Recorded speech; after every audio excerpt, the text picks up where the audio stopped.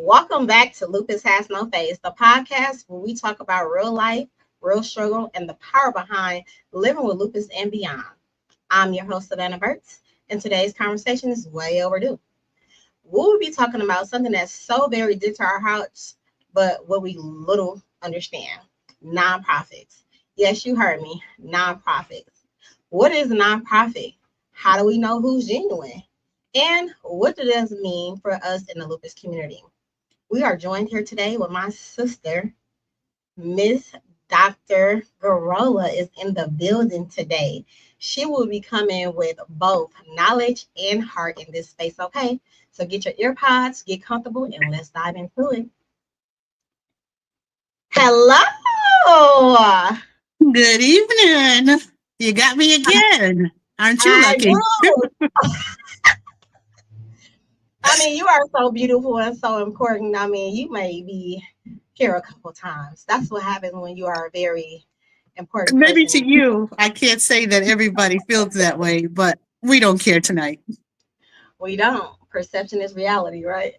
So,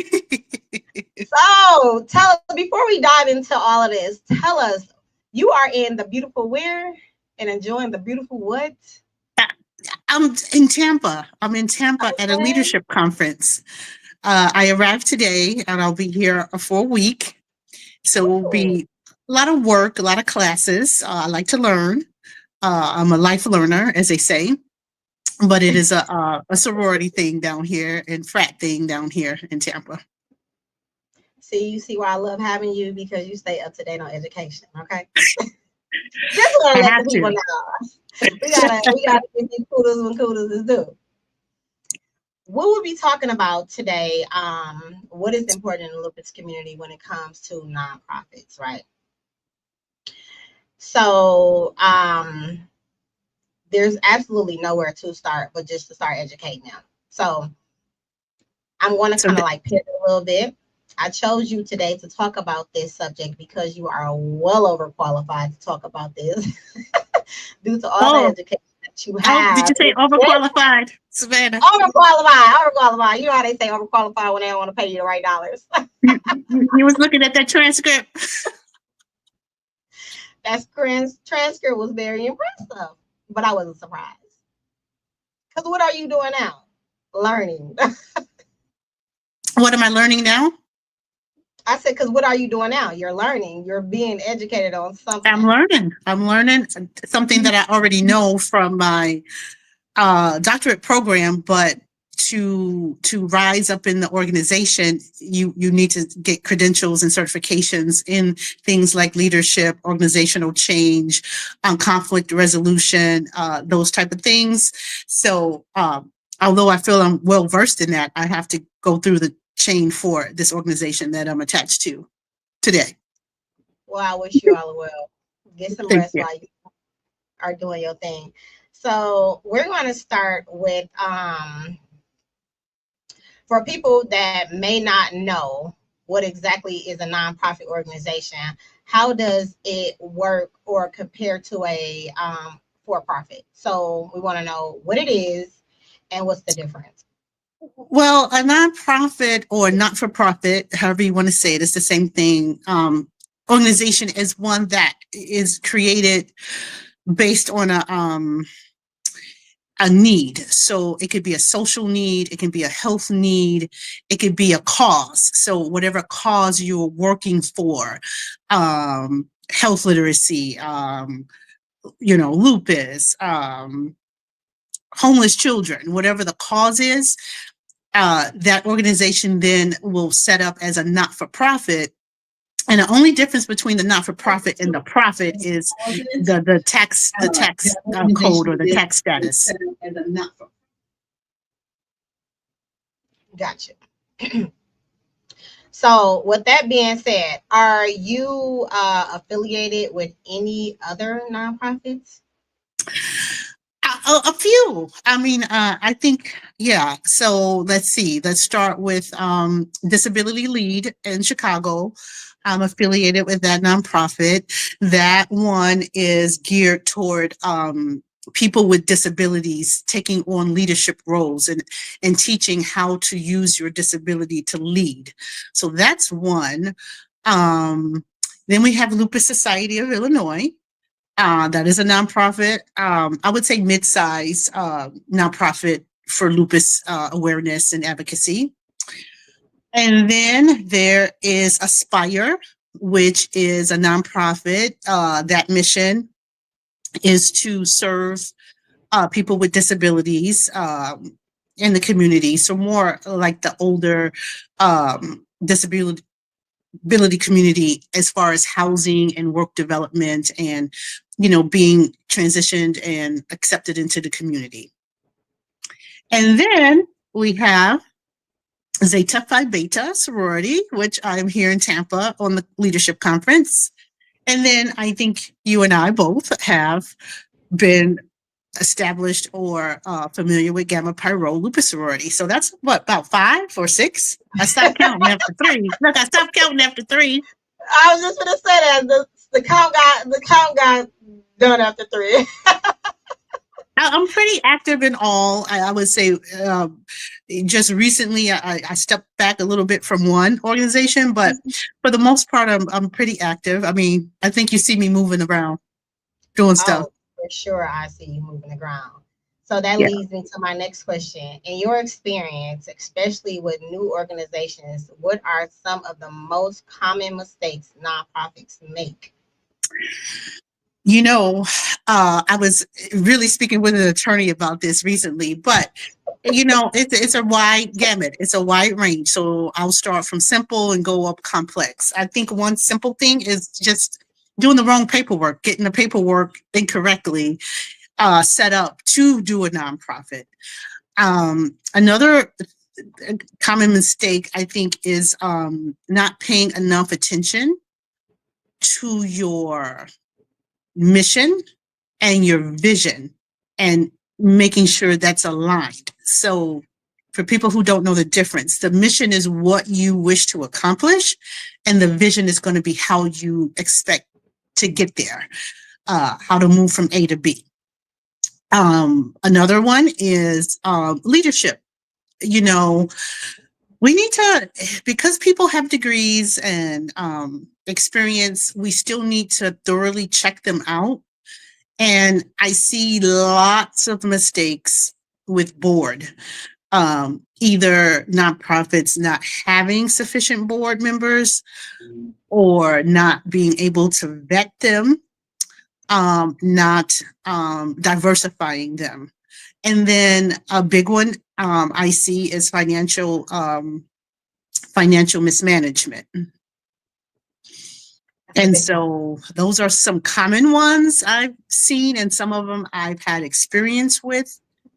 But yeah.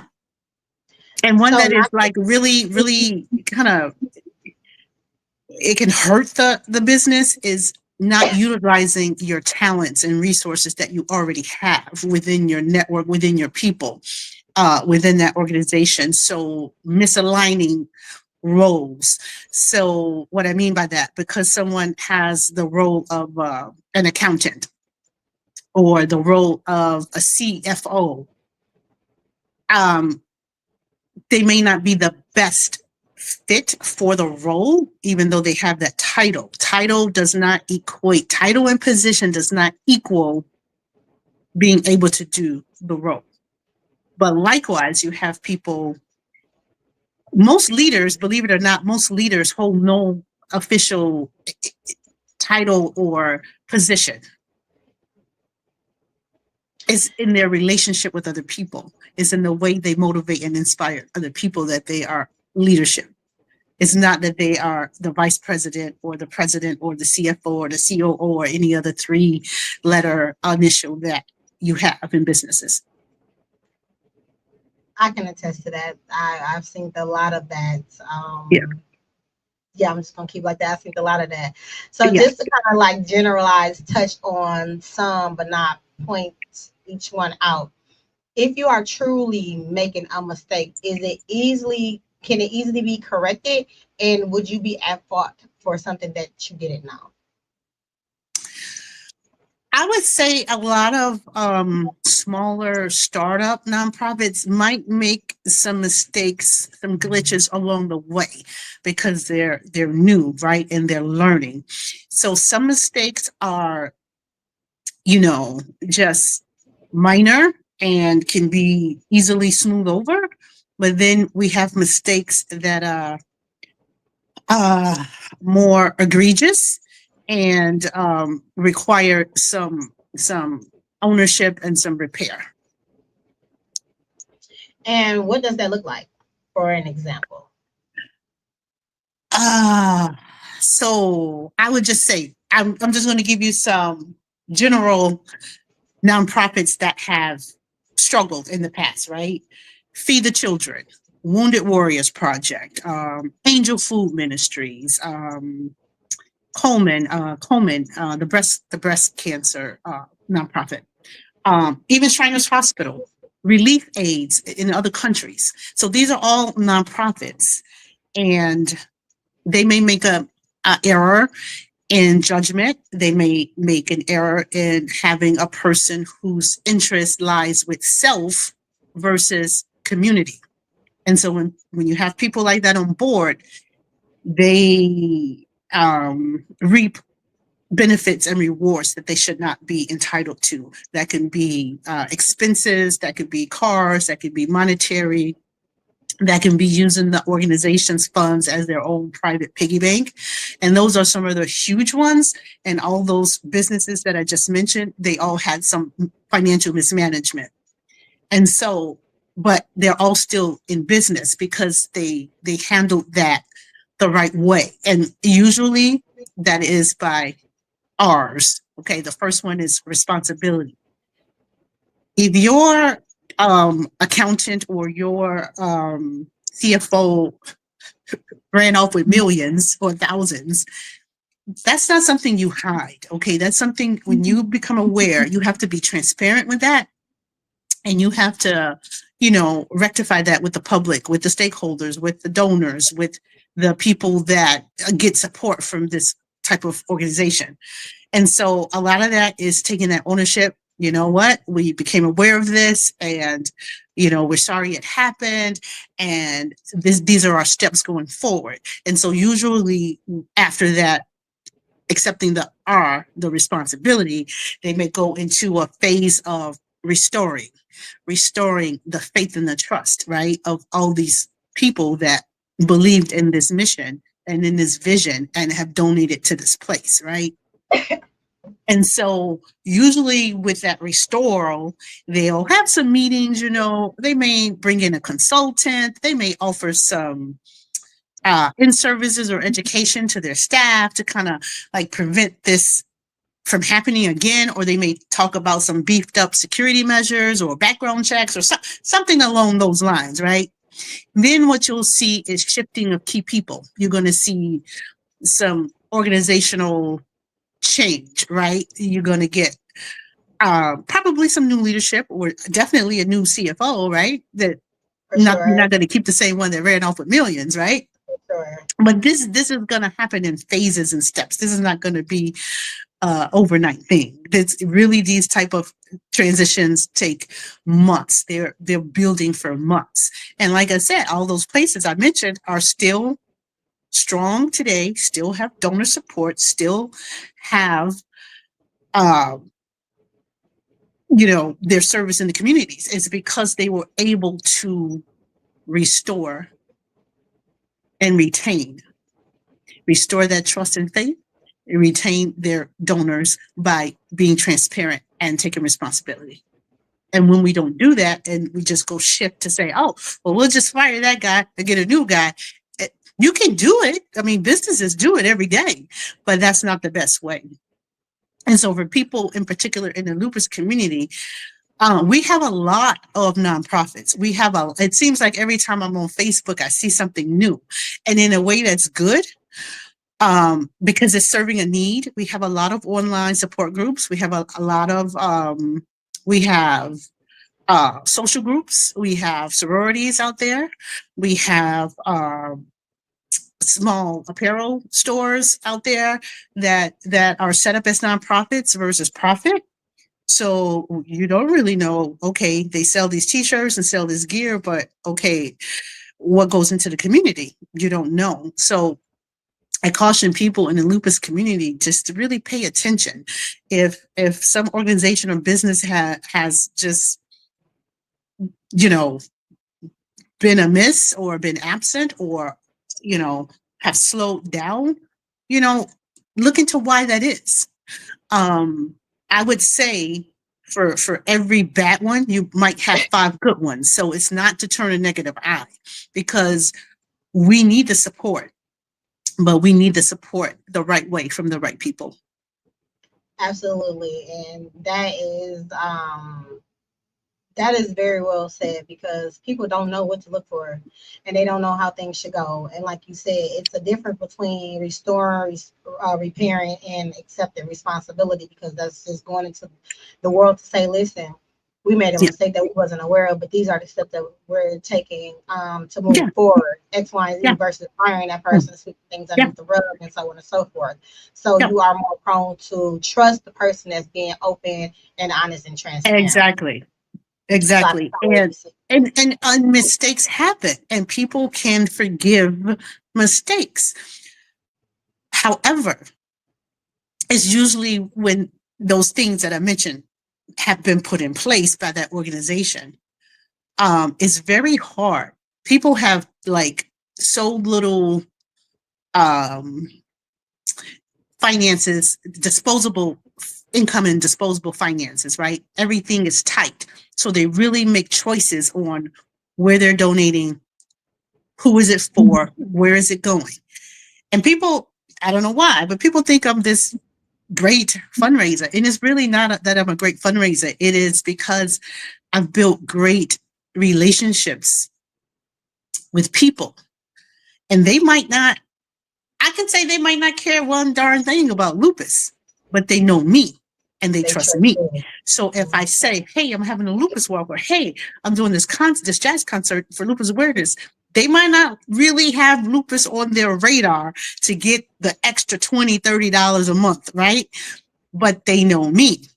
And so the true relationship is in the impact that you can make and what they think you will do, and the relationship, the networks. And that's really my core and what I do with, like fundraising or walks or like rallying people behind the cause.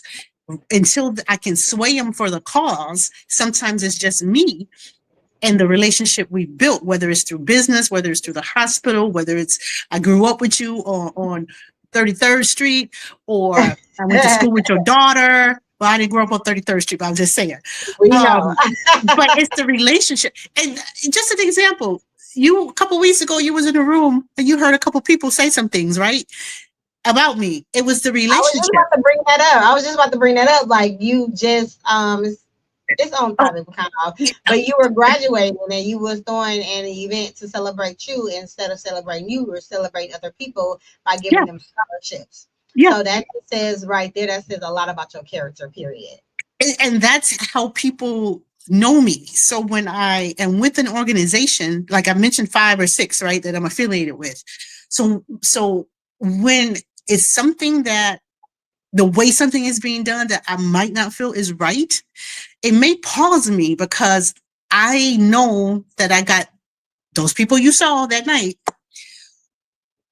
And if I say, hey, I need to raise $3,000 for XYZ, I want them to be able to trust that and know what I'm doing with that, and that they're going to see those reaps and rewards within the community or in the lupus community or at the walk or giving scholarships or whatever I'm doing. So a lot of times when you have a lot of people involved in an organization, it might be some conflicts with personalities, friendships, whatever. But I really just want people who can make decisions based on the business and not on emotion or personal. Sure. Because you don't have to like me personally. It's not about being right. It's about doing what's right. Mm-hmm. So I think a lot of organizations, smaller ones, haven't grasped that. I don't see that because it's too personal, because a lot of the boards are families, cousins, in-laws, my cousin's sister's baby mama's son. Your board members. Really hold them responsible and accountable for the things. That's not how a nonprofit board should be made up. The nonprofit board should be made up of a variety of people from different sectors, from different areas.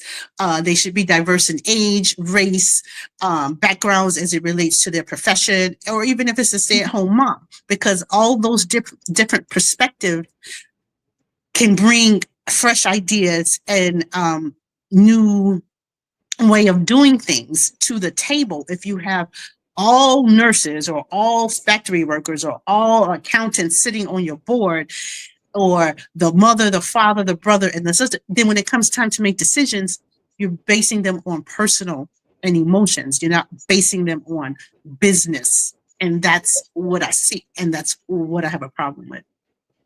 So you guys, if you are watching this, make sure you take some tips, and I'm sure we're going to be dropping some links in there for you guys can have some tips, right, to go look and see if your nonprofit is running correctly. And again, we don't want, new startups are gonna make mistakes, right? They're gonna make mistakes for sure. And we're gonna misjudge people because we went to school with this girl or this man and we trust them, so we got them leading our organization, and they fingers got sticky because they started thinking about self instead of the community. That's a mishap. It's unfortunate. Okay, so if we move from that place and go to this and have the same problem, then it's time to change something. It's time to change some policies and procedure. It's time to maybe consider a consultant, or it's probably time to listen to someone who has the knowledge that is not in a quote unquote leadership role. I'm not in a leadership role in a lot of things. Some things I am, but some things I'm not. But you have to look at who's bringing you the information. You have to look at, okay, how do they fit into what you whether it's the lupus community or whether it's baking cakes, whatever it is. If Betty Crocker is coming to you, Savannah, to say, hey, you selling cakes and I got the perfect recipe for you. And then Joe, who's a mechanic, comes in and say, hey, Savannah, I got the perfect cake recipe for you. It's my grandmother's recipe. So you're going to look at, okay, I got Betty Crocker, who's well-known, national company, right? Great sales, right? For sure. Joe, he's nice, okay? He look all right, but I don't know his grandmother. I don't know him, and I don't know how long she's been making these cakes, right? So you're going to make the business decision probably to go with Betty Crocker and her new cake recipe, is what I think. It only makes sense. But say you didn't like Betty's hair that day, or her earrings that day, or she, questioned you and you didn't like it.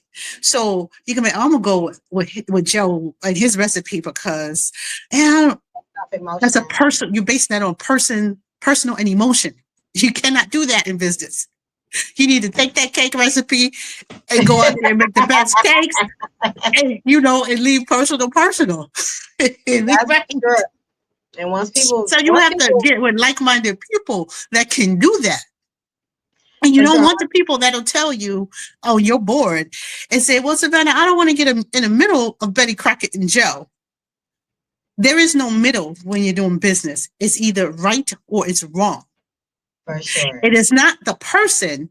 It's not the person's wrong or right. You just need to do what is right.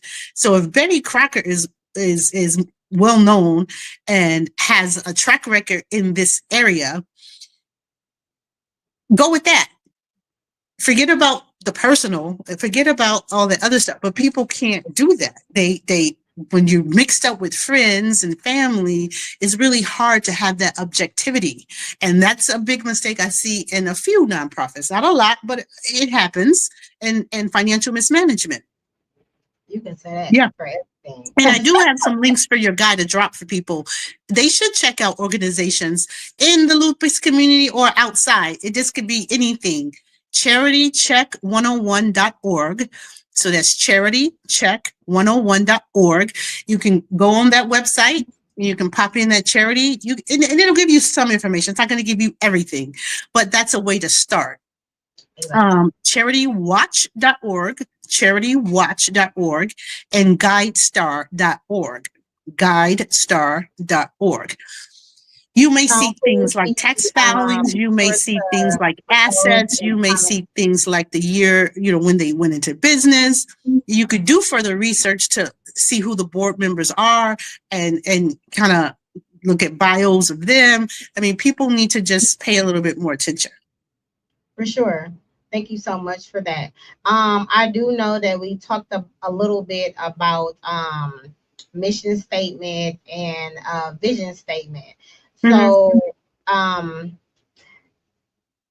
difference between a mission and a vision statement, why is a strong mission statement so important, and how does it shape what an organization actually does? So I'd rather people focus on a true mission statement versus a strong one, because you could have a strong one and it not be real.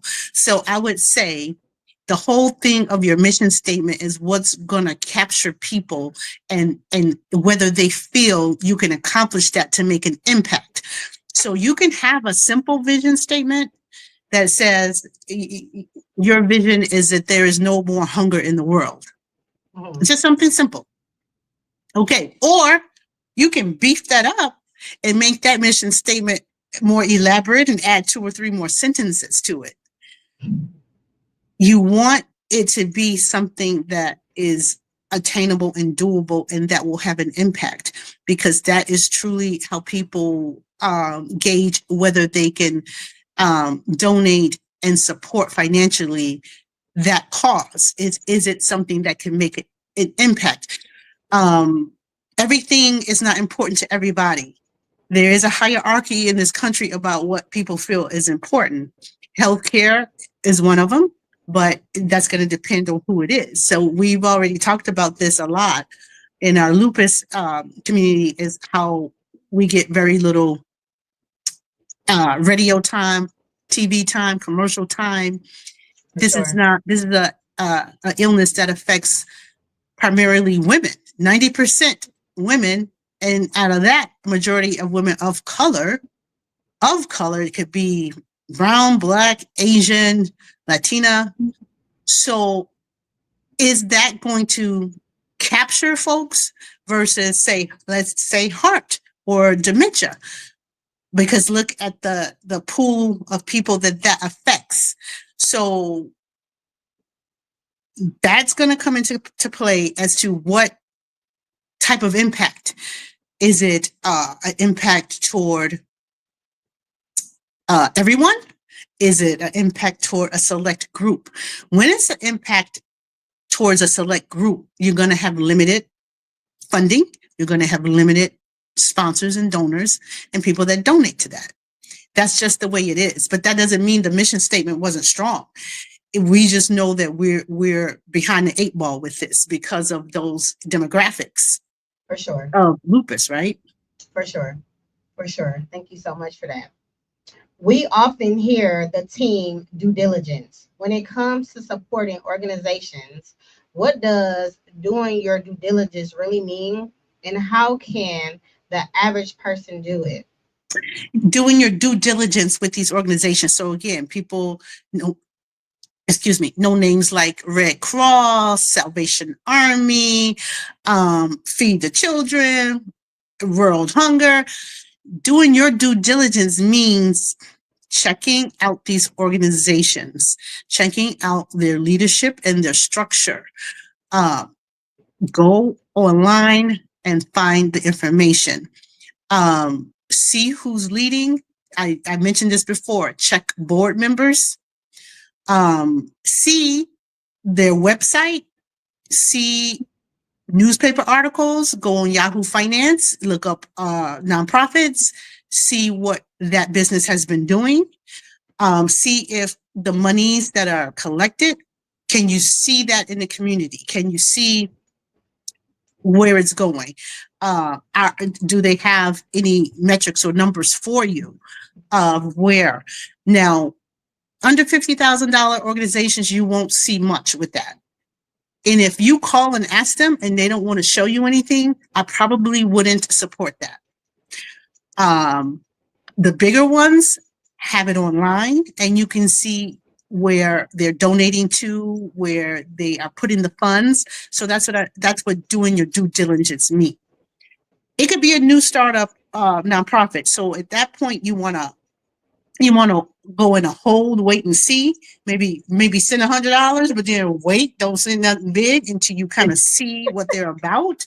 See if the action is matching the words. See if the action is matching the vision statement. So if you have an organization who says they want to do lupus awareness and lupus education, okay, just go to their website and see if they're doing that. Look under their past events and see what's there. I mean, if it's, feed the children or feed the hungry, go on their website, see what impact and what communities have they helped feed. Where have they sent food? Where's the food pantry? Where's the food coming from? Who's supplying it? You want to look at those things. So that's doing your due diligence, because people will get over on us. We're vulnerable. A lot of us, and when I say us, I'm speaking of the lupus community here. And that's men and women. We want to feel a part of something. Some of us have lost friends. You've talked about this lots on your show in different segments about the anxiety, depression, the fatigue, all that still comes to play, that you lose your friends and your connections because you're sick half the time, or in the hospital half the time, or hooked up on dialysis the other half of the time. So when some organization comes along and say, hey, we got a place for you and come over here and we're doing this and we're doing that, you're vulnerable because that's what you need. You want those types of relationships. And those are good relationships to have. To have camaraderie with other people that share your, lupus, that's amazing. But you're vulnerable. So do due diligence and check them out as well. Somebody asked me in the lupus community to tag team with them on something. And I asked about the board, and they told me they didn't have a board yet. I said, but you're a nonprofit. You should have a board. And they said that it's been rough getting, they've had trouble getting board members. So I kind of was like, well, let me just wait. I didn't want to step too deep into that. I can support them, but without going 100% in. You know what I mean? Because I'd rather the structure and the foundation be right. Because when the structure and foundation is not right, you're liable to have problems. And that's when some inside person is going to have sticky fingers or start having a self-interest versus community interest. For sure. Thank you so much for that. So, Dr. G, is your background in nonprofit work, or was this something you were caught into through the life experience? Not work at all. Half of it was surrounding my lupus and getting connected to organizations that are lupus advocacy or awareness type of organizations, nonprofit. The other was one is social, and one is I have a grandson who has special needs, so that prompted um, my work with Aspire. And then my work with Disability Lead, I received like a grant through work to attend this leadership conference, this leadership program. So it was like a year, I think. So I guess you could say one was work and one is social, the other one is personal, and two were related to lupus. So all around. The whole Not a three. paid, like I'm not a paid, I'm not, a Right. member of any of these organizations. Yeah. Okay. We're going to be moving on to the lupus community specifically. Yeah. Speaking from your experiences, what are some of the biggest concerns or challenges you see with nonprofits that serve the lupus community? I think that's the same that I mentioned a little while ago, Okay. with the setup, with the startup, with the board, with the leadership. I mean, that was a general across the board Okay. response, and it fits into the lupus community organizations as well. Um, yeah. Now, Okay. I would say more on the middle to smaller level organizations. So LFA is what I would consider a large, Lupus Foundation of America. That's rather For sure. large, okay, in across the country. I'm affiliated with LSI, Lupus Society of Illinois. I consider that medium scale. And by the numbers that they reach and the people that they serve. So with that large and that medium, um, I don't I don't recall any concerns that I've had with those two, Okay. but I don't think there are any issues specific to the lupus community. I think in general with nonprofits, that's across the board, those things that I mentioned before. Earlier. Okay. What type of nonprofits do you typically see in the lupus space? Are they mostly awareness based, research focused, or support driven?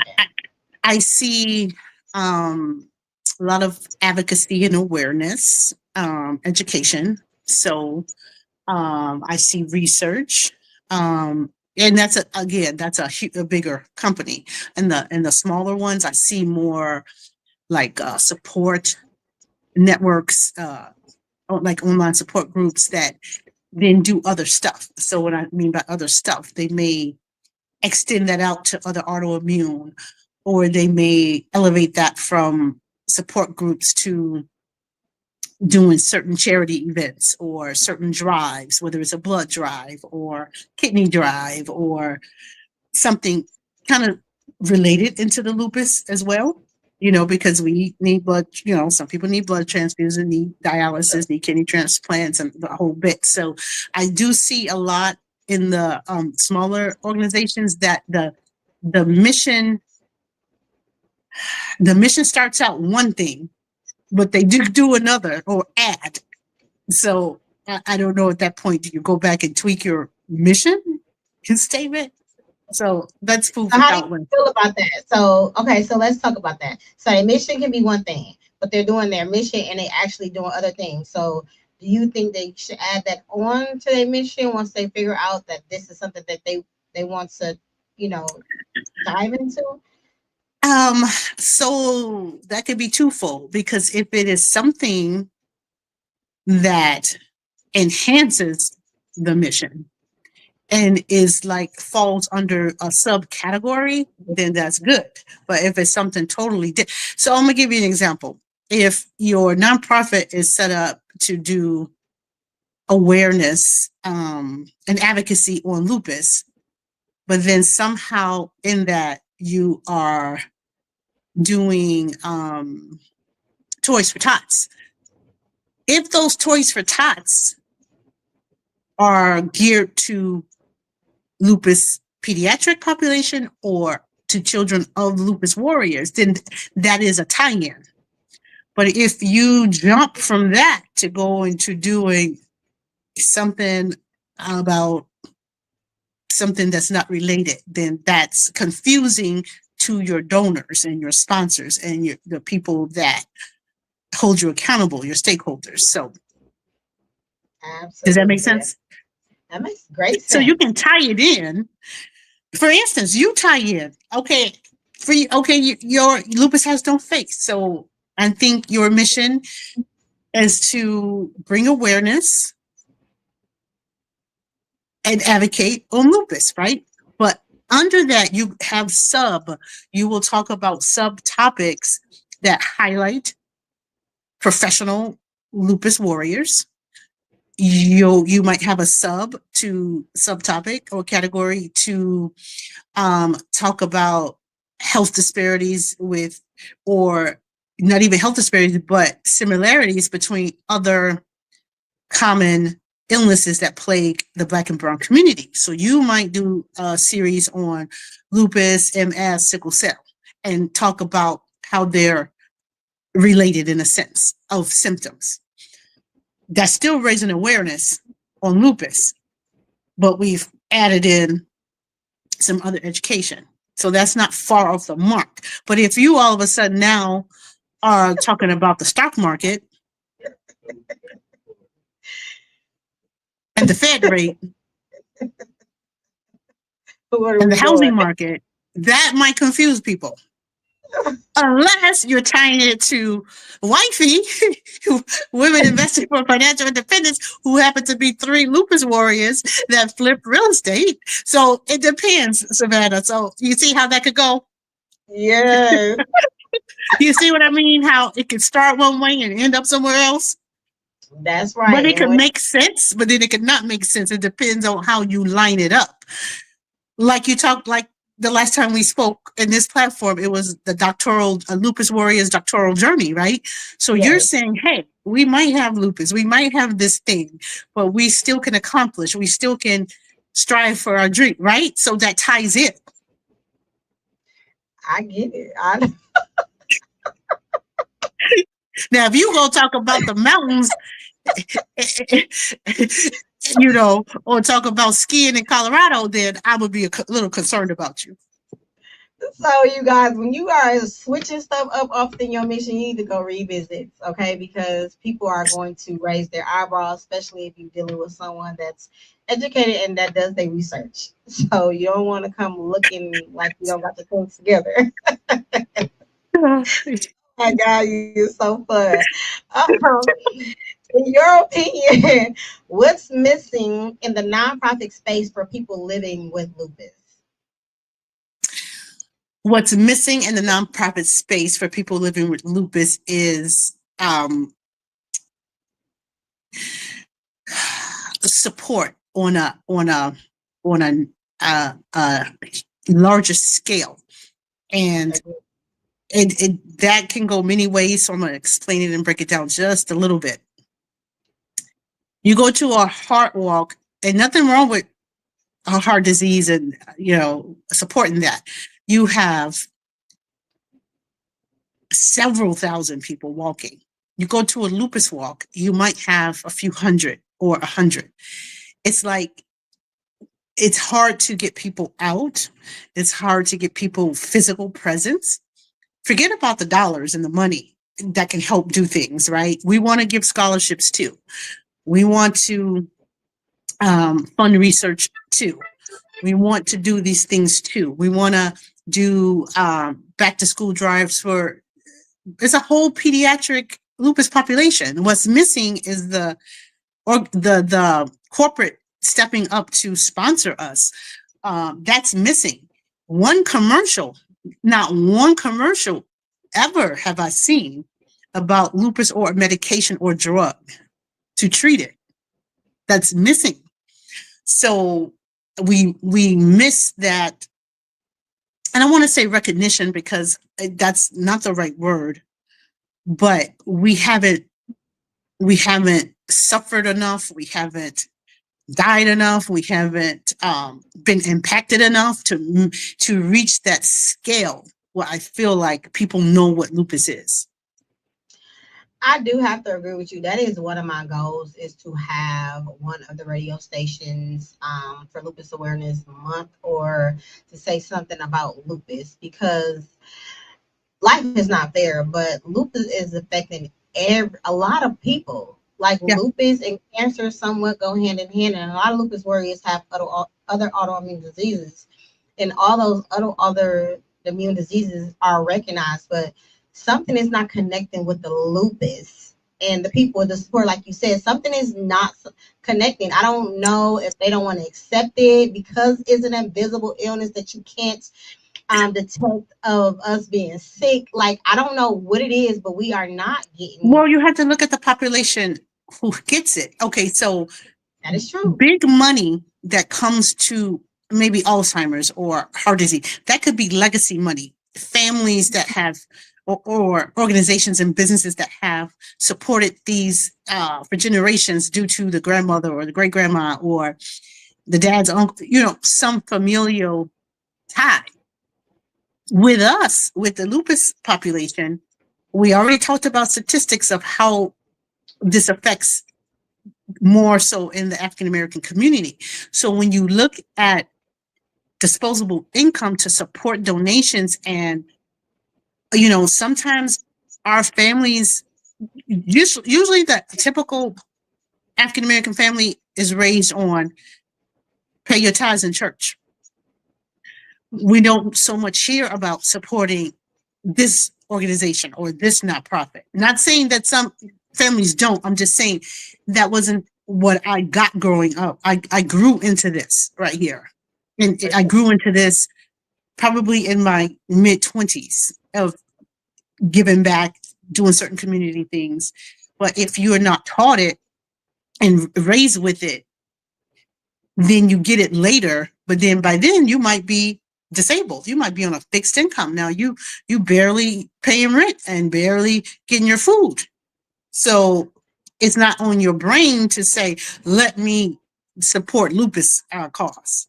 So the people who are in position to support lupus cause is going to have to be the ones in the community, the ones who are still able to work, the ones who are still able to network, the ones who are still able to speak intelligently on it and reach networks and other people. So that's my thinking with it.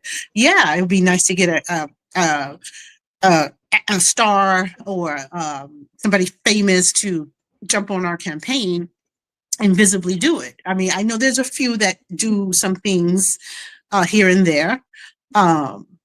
Some, famous people, actresses, actors, singers that do benefit concerts and stuff. So it's some, but that usually is into the LFA, Lupus Foundation of America. And so that usually gets folded into those larger organizations.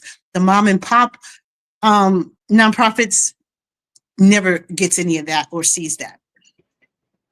So we have to do it. Yes, and not to even spend too much time on that, because we can have a whole episode on this. But the thing is, like, for some odd reason, when someone talk about cancer versus lupus, it's totally in two different worlds. It's like, if someone get diagnosed with cancer, you're going to do your research, you want to do this, you want to do that. But for someone to get diagnosed with lupus, you don't do no research. You go off of, oh, I've heard, or oh yeah, this friend of a friend had it, and you still don't know what it is to this day. So, like, again, I don't know what is the disconnect when it comes to lupus, of why people are not educating themselves or don't want to know about it. And it's a lot of famous people that has lupus that are not as loud as the ones who has cancer, to bring awareness to lupus, if you ask me. A lot of it is the connection. Like, you care about what you're connected to. So most donors for larger organizations, they have a connection. Sometimes it's a personal story.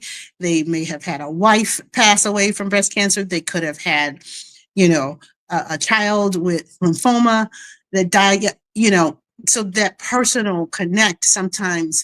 So remember, with fundraising, it's twofold. One is the impact. So we already talked about the community that lupus strikes. And so is that an impact enough for people to say, oh, let's do something with this?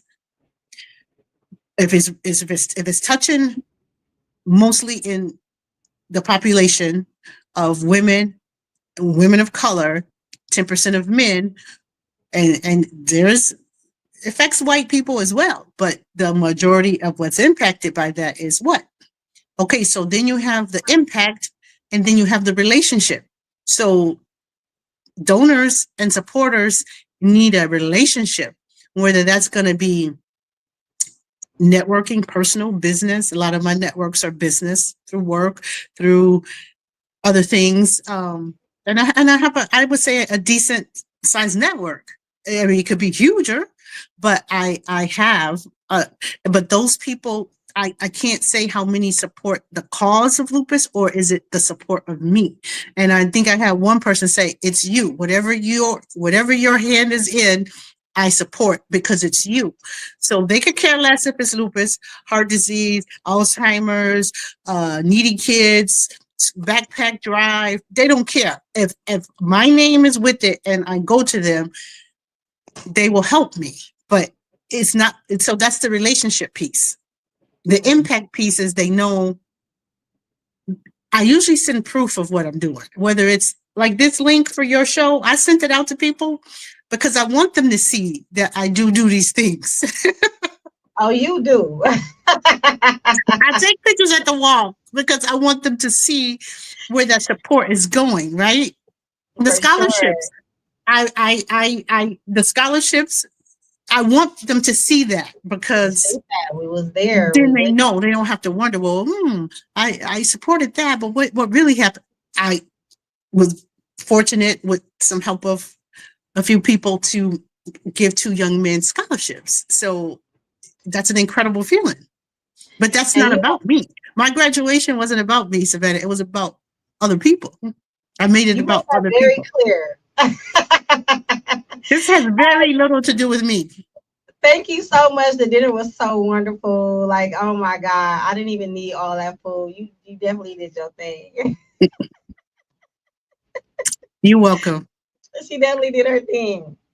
But too, like, when I started off as my nonprofit, it was a lot of people that I was helping, but that did not want to be in the public.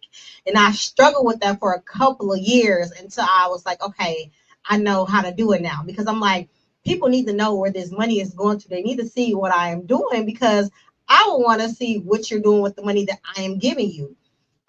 So I learned how to still make it public without putting those people private business in public, if that makes sense.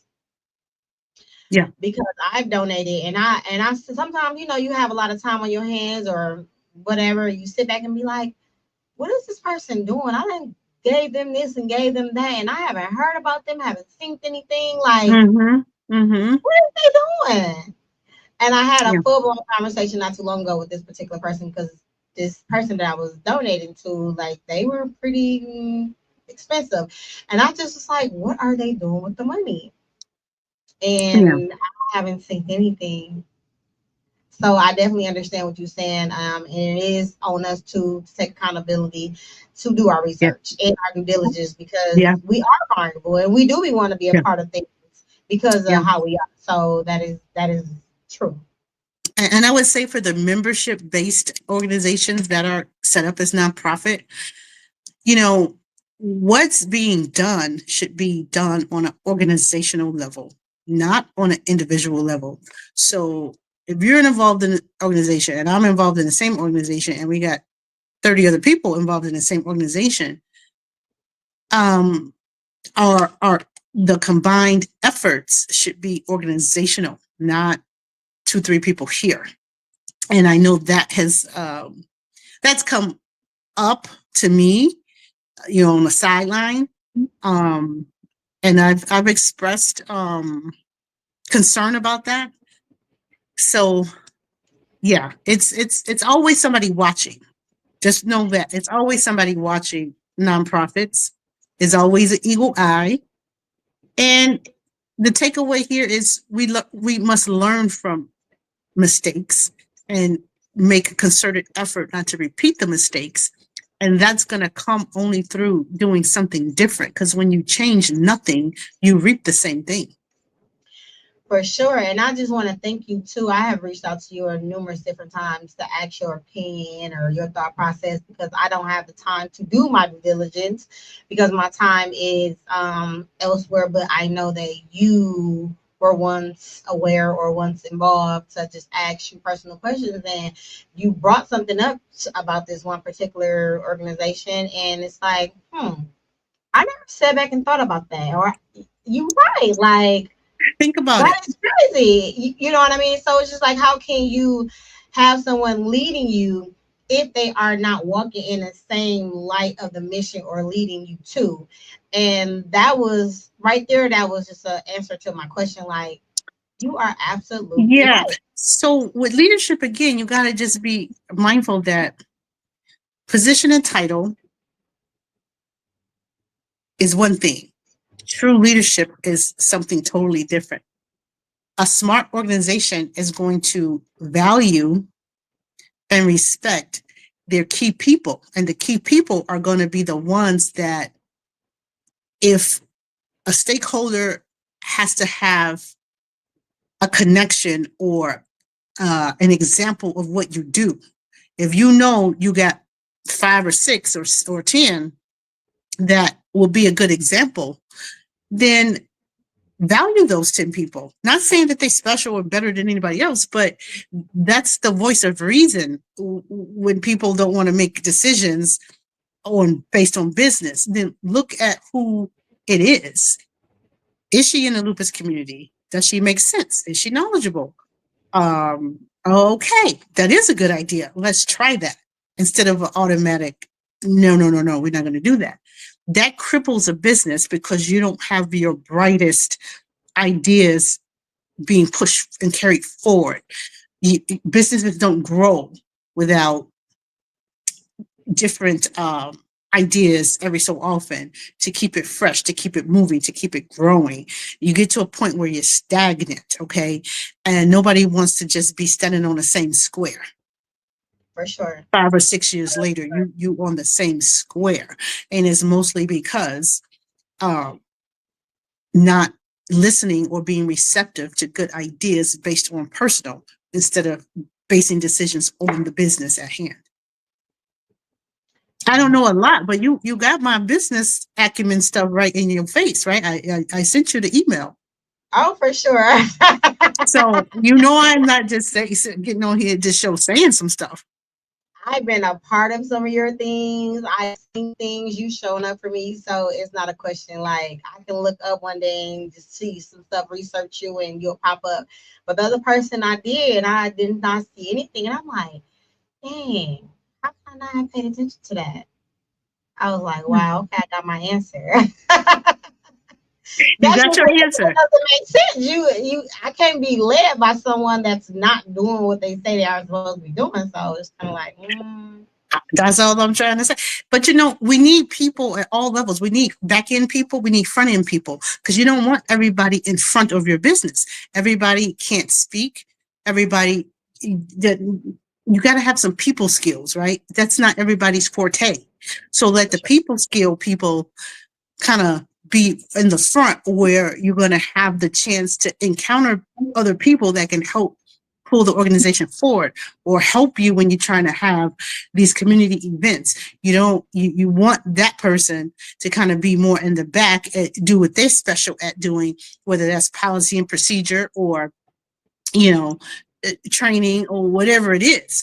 But then I'd say key, not the most important, but key people are people who can bring information to you, bring other people to you, and help you grow by helping you expand your networks, which helps expand your donors and your supporters. Nonprofits need donors and supporters. You cannot be a nonprofit without it, period. That's it. And you got to be able to use your people, the strength. Use the talents where they best fit, not where you think they should fit.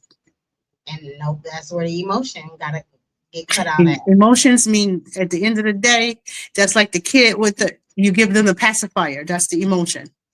And people want, the tendency is to pacify instead of handle the business at hand. For sure. Woo. I know. Okay. I be saying stuff that just take you there, don't No, I? I don't be want to get off track. So I'm like, we can talk about a whole segment of this because, Look, don't be trying to get me on your show for 2 hours. You already prepping that. Talking about, oh, we need another segment, girl. okay, looking ahead, do you see yourself starting a nonprofit or expanding the work you're already doing? So I'm in the process of setting up a business. It's not a nonprofit though. I am passionate about what I do. So I'm a little stagnant in a sense with my lupus. I do my lupus support group monthly. I got the lupus walk coming up. We got the jazz concert coming up. Lupus walk? When is your lupus walk and when is the Lupus jazz? walk is Naperville Pavilion at the Naperville Riverwalk Pavilion. It's August 9th. That's a Saturday. But Friday night is the Lupus Awareness Jazz Concert. Now, I know it's not May, but lupus warriors can celebrate lupus awareness anytime. And I was busy in May. I was getting busy walking the stage, so I could pull off the concert. But it's coming August 8th. So get your ticket. Get a ticket this year, Savannah. What's that the year before? I know I missed 1 year. I don't know. It was last year or the year before. Girl, you came, but you didn't get no ticket. You got in on your good looks. Okay. Don't be playing.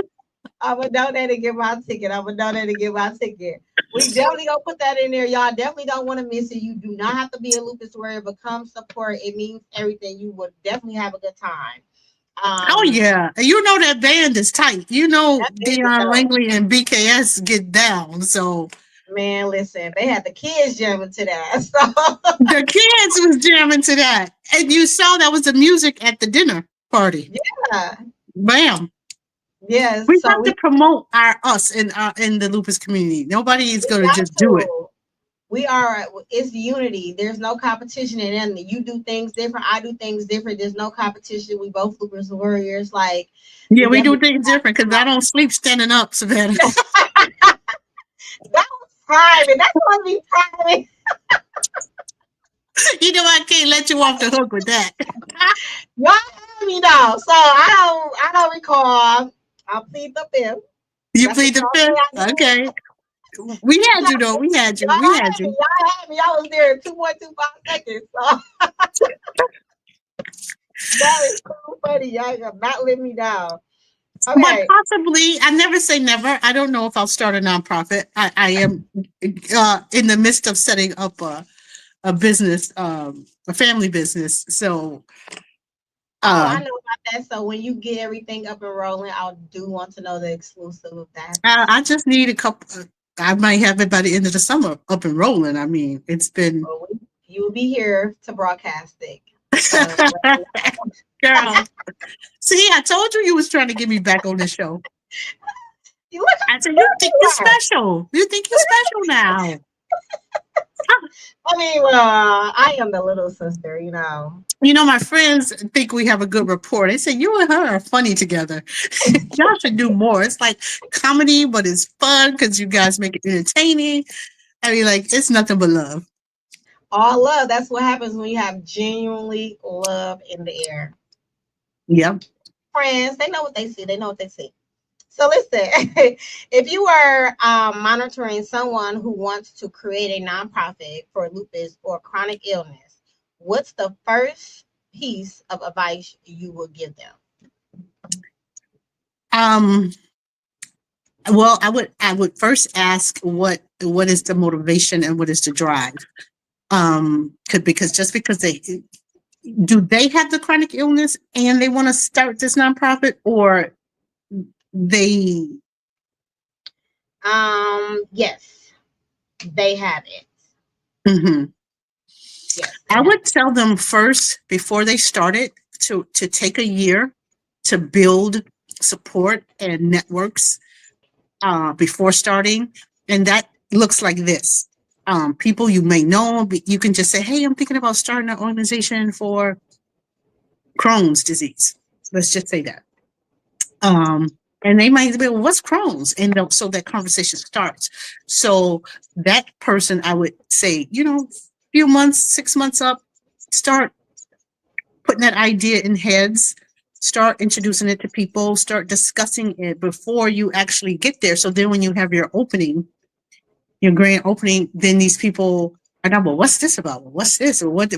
Because they kind of didn't know something about it. Now that relationship has been built. Remember, I told you impact and relationship. That's the two things. Those are the two key things, right? So that person, I would advise them to work on their relationships first. And I'm not talking about their wife and girlfriend. I'm talking about people in the community. I'm talking about potential stakeholders, potential board members. It's not easy to get people to serve on these smaller lupus organizations boards. It's not easy because board members serve for a few reasons. One, they must be passionate about or have an interest in that topic. But two, a lot of them, want it on their resume. They want to show that they're giving back in some way. And those are good things, but we got to still do due diligence. And that's what I would recommend to that person, is to start building those networks ahead of time. Because I see too many businesses just that are lupus awareness, advocacy, small organizations. They don't have support. They have a walk. They might have 3, maybe 5 people show up. And it's not that that's a bad idea. It's because they didn't develop those relationships. For sure. So you guys, there will be tips in the comments below. She does have a lupus walk coming up in August 9th. The jazz concert will be August 8th. We will definitely put that in comments. If you are not able to attend, donations are greatly appreciated. You definitely can look her up to see where it's going. So before we leave, because I don't like this to go over an hour because your time is very important. Yeah, you got me. You got me today. You about 8 minutes over. See, you're lucky I'm not billing, because baby, that bill for 8 minutes. What is some takeaways? What is some takeaways of today? Girl, I've been giving you takeaways all night. I said, takeaway. Takeaway. Due diligence. Takeaway. Research your organization. Research the leadership. Research the board members. But if you're thinking of new startup, build your connections and network of people and supporters first. So you're not just there with this organization with nobody supporting you and knowing what you're doing. So those are 2 huge ones. And the last one would be this. We all make mistakes. Once, okay. 2 times, we need to change some things, because you're leading into a third and you want to have some new things in place. Not just new people, but new things, new policies, new procedures, have a seminar, bring in a consultant. Like, it's okay to invest that time to get it right. Don't be so in a rush to let's get moving, when let's get moving should have maybe happened 8 months ago on a slower progressive plan. That's how transitions are done. They're not done overnight. For sure. So you guys, make sure, if you don't know, you always can look for things, research things, ask someone who's already been in business forever. Do your research, do your due diligence is very, very important. It will save you a lot of time and money. Okay. Again, we do have a lupus walk coming up August 8th, 9th, and we have a jazz 9th. Okay. And then the jazz concert is August 8th. It is in Illinois. We will be dropping that in a link, you guys. If you guys are not able to make it, donations are greatly, greatly appreciated. And I thank you so much for coming on. You are like a regular now because you're so knowledgeable. Oh my God. See, you trying it. I feel so you. While you are in Tampa, and being educated and upscaling on a ladder in your Zeta Phi Beta Lupus sorority. I said Lupus sorority. So thank you so much for taking out the time for coming on to Lupus Has No Face Yeah, because podcast. I took off blue and white. I was all in my stuff. I said, oh, let me change this. So you better not be having no blue and white on this purple even. and the frat was like, where you going? So I said, I have to get on a podcast. Like, he said, well, what time is that? I said, like an hour. Oh, well, you got time? Stay down here. I said, no, I need to go review my notes. I need to be ready. That's why I wasn't early. But I left. I got up and left. They said, well, you coming back after? I was like, no, because I got to prepare for my class tomorrow. Like, I didn't read my homework. Oh, okay. These conferences ain't no joke, baby. They the real deal. So it's like, I want to be able to talk and make sense and snap it out. And you know you always do that with ease. So thank you for all of our listeners that showed up today. Please comment, share, and subscribe. We will respond back. Again, we are. You don't have to tell me how good the numbers be when I'm on the show, because I'll be sitting there thinking, look, you need to be paying me, girl. No. I'm number 3, okay, in the nation. I got to show you them numbers, okay? You got to show me your numbers, baby. I got to show you these numbers. I'm going to put them up for you guys. You see how we going at it and we on this show? No, listen, you guys. No.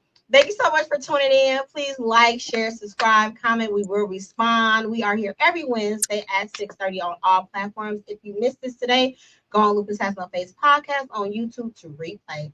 Till next time.